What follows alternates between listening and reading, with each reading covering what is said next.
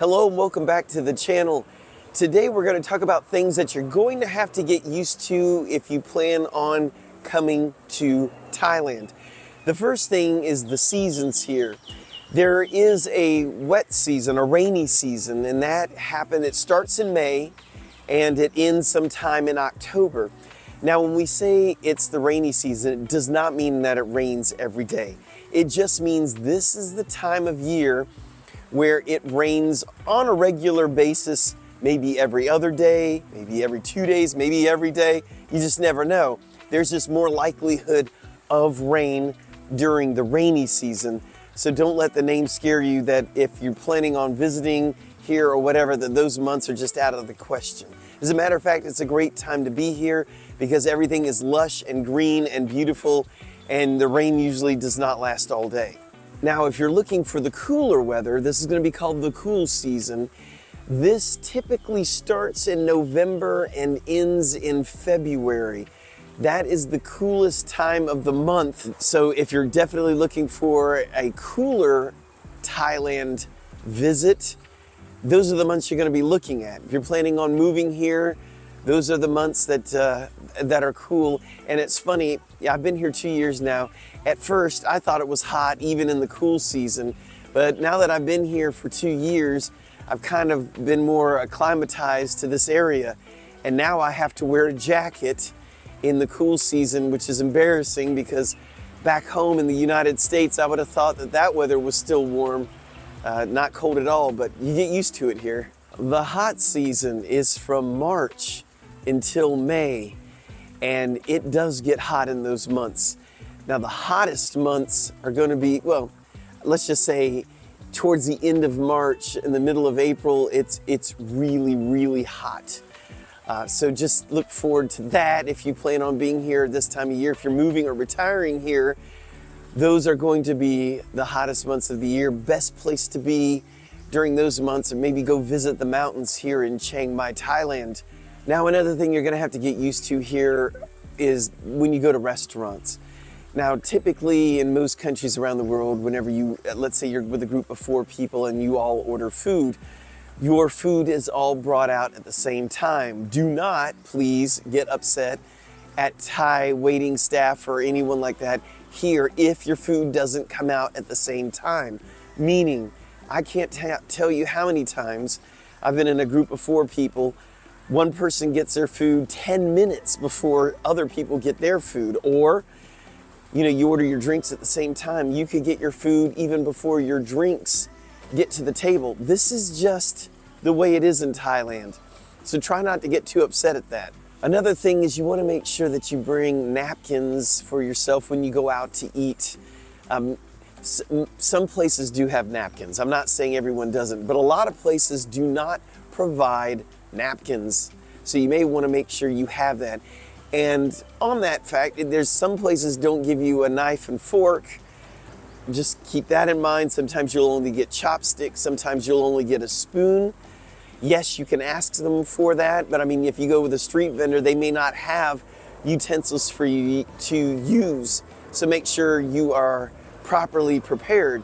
So while we're still on the subject of restaurants, is tipping common here? Tipping is not customary. Let's get this clear. A lot of tourists, though, will come here and they will tip. And if it's a restaurant that's used to foreigners, sometimes they can get used to tipping, but it is not customary. Yes, Thais do tip from time to time, but it is not like, I'm from the US, it is not like the US where the employees are paid less hourly because it's assumed they're going to get the tips. So just keep that in mind. It's not customary, but I'm sure they would appreciate it if you did.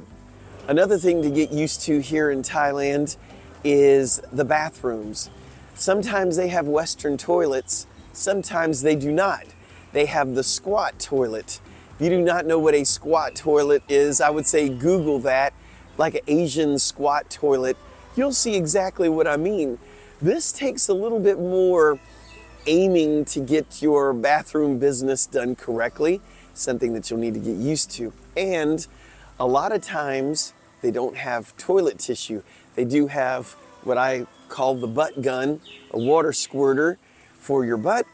And no, they don't have anything to dry with most of the time.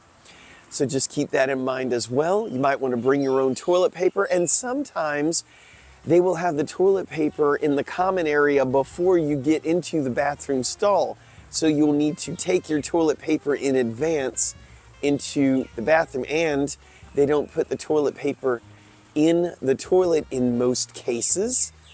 You'll see a small trash can there, and you'll have to put your toilet paper in the trash can.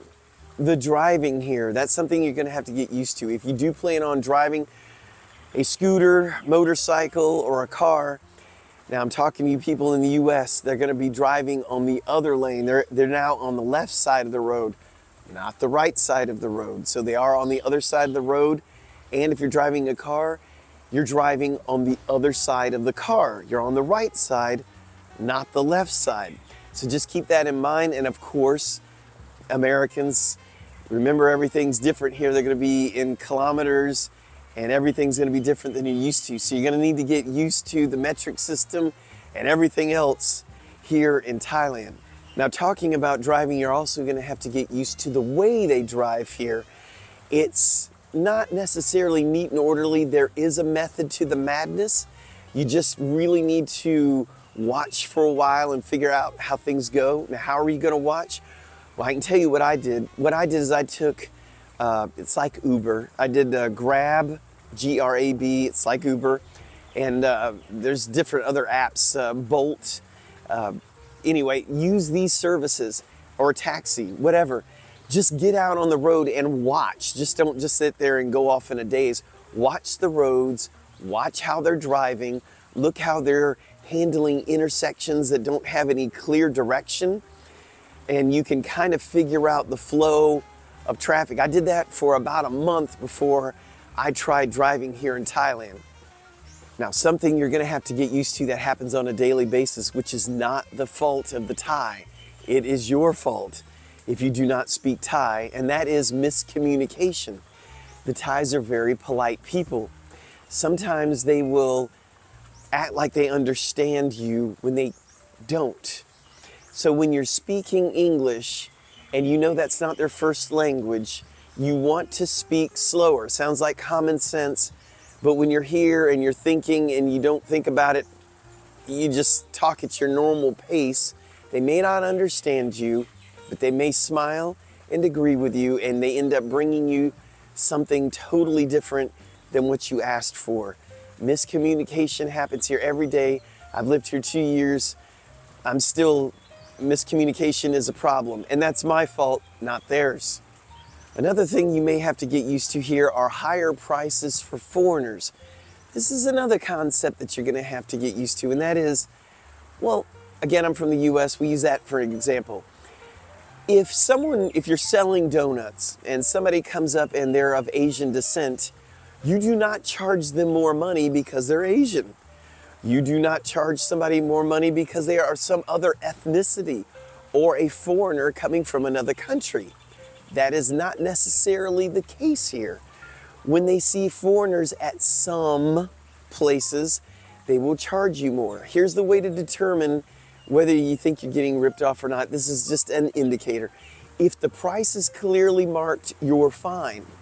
If the price is not clearly marked, then there is a possibility they may charge you more. Now, to determine whether they're going to charge you more or not, are you in a tourist area? If you are, then there is room to negotiate a lower price. If you are not in a tourist area, more than likely the price they gave you is the real price. Now, when you do go into things like national parks or things like that, they will have prices clearly marked, and it will say Thai, one price, foreigners, a higher price. That's just the way it is here in Thailand. I'm letting you know ahead of time, so don't get mad when you see that. And yes, that goes for us people who live here. We still have to pay those higher prices. Sometimes we can show them our driver's license to show them we're not a tourist, and we can possibly get a Thai admission price, but not always. Law enforcement here is different too. When I first got here and I was driving, You know, I was always, when I had a police officer behind me, I'm like, oh, you know, I better watch out, they may pull me over. They don't, I've never seen them pull anyone over here. Whether that's done, I'm in Chiang Mai, which is up north. If they do that somewhere else, I have never seen it before. So the way law enforcement works here is they have checkpoints. And no, the checkpoints are not there to rob foreigners. No. The checkpoints are basically their way of checking to make sure people are wearing helmets, that they do have a driver's license and they're legal to drive, that type of thing. I've had pleasant experiences all over Thailand at checkpoints. I know there have been people who have not had pleasant experiences, but I only hear their side of the story. Were they actually legal? Did they actually have a driver's license? Were they asked to pay a fine because they didn't have these things? I don't know. Plus, I'm in Chiang Mai and I live away from the tourist areas. In the tourist areas, I haven't lived there before. Things may be a little different. Another thing to get used to here in Thailand is the food. If you're not a spicy food eater, you're going to have to choose your food wisely, because a lot of the food they have here is spicy. Now, I can tell you that if you've lived here for a while, you start to get used to the spiciness, and if they don't put enough spice in it, you start to crave more spice. In other words, a lot of them will look at you and say, ah, foreigner, I'll make this less spicy, some places. And if you've lived here a while, you almost want them to add more spice. You get used to it. But I'm going to give you the phrase to use to ask for not spicy or less spicy. So if you don't want your food spicy, say my, like M-Y, my pet, like P-E-T, like your pet animal, my pet. That means not spicy. If you want it just a little spicy, say pet nit noi, N-I-T-N-O-Y, pet nit noi. So these are good things to know when you order food here if you don't like spicy food. Another thing to keep in mind here is that it's customary when you go into certain establishments to take off your shoes. Now here's a good indicator that you need to take off your shoes. If you see other pairs of shoes at the door, that's a good indicator that you're going to have to take off your shoes. Now, a lot of places you don't. Actually, most places you do not, businesses. Go to the mall, I mean, everyone's wearing their shoes. It's not ridiculous. But there's some businesses that you may go to and you will see shoes on a shoe rack outside the door or just on the ground. If you see that, more than likely you're going to need to take off your shoes. You'll also need to get used to street dogs and street cats. They're everywhere. Now the street dogs, otherwise known as soy dogs, these are dogs, they don't have an owner, they live out on the street. However, the Thais take very good care of these animals for the most part. You will see them running around. Yes, they can get hit by a car. Yes, they make me cringe when I see them on the side of the road, but somebody is feeding them. In the Buddhist culture, they make merit or do a good deed by feeding the animals. So a lot of the animals do get fed that are out here roaming the streets, and including the cats. But you will see them roaming the streets, and if you don't like dogs or you're scared of them, it might frighten you at first, but usually, we'll just say it that way, they are very friendly. I have found though at night, when it's dark, they kind of change their attitude a little bit. They kind of get a little territorial at night, but usually not the day. And the last thing we'll go over that you need to get used to here are when you're grocery shopping. You know, you're used to your favorite brands of maybe some sort of shampoo or some sort of deodorant or a toothpaste. You're going to need to get used to different brands. And when you do get to the grocery store, a lot of the brands, let's say for laundry detergent and things like that, they're all going to be in Thai. You're not going to know what is the, you know, what you're looking at really. And I would suggest using the Google app, Google Translate. If you click on the camera button, you can just hold your phone up to the words and you can read a little bit, or you can ask somebody for assistance and just pray that they speak English. But there's a lot of things that you're just going to have to switch to a totally different brand. And I can tell you they got really good brands of things here. As a matter of fact, if I move back home to the United States tomorrow, I would miss these name brands of certain things because I just find that a lot of them are really good here. So you're going to have to get used to a lot of new things. And there are stores here for certain groceries where you can find Western things from your home country. Grocery stores like Top, T-O-P-P, Rimping, Big C Extra. Some of these bigger grocery stores will have some brand names that you know, but not all of them. Anyway, I hope this gives you a little bit of help. If you haven't subscribed, please consider subscribing. It really helps our channel. If you're planning on coming here to Thailand, check out our other videos because we have a lot of videos, everything from cost of living and everything else you can imagine on coming to Thailand for a visit, moving here, everything else. So we really appreciate it if you would subscribe. If you like the video, please like it. If you feel so inclined, buy us a coffee, link in the description. And also, if you look down below, you'll see something that says thanks, super thanks. And if you feel so inclined, donate on there. We'd really appreciate it.